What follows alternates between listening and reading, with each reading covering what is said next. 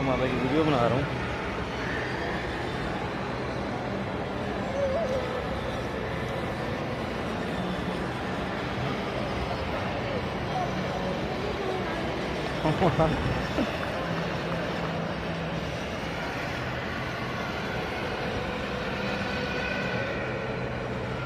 मार मार ऊपर देखो।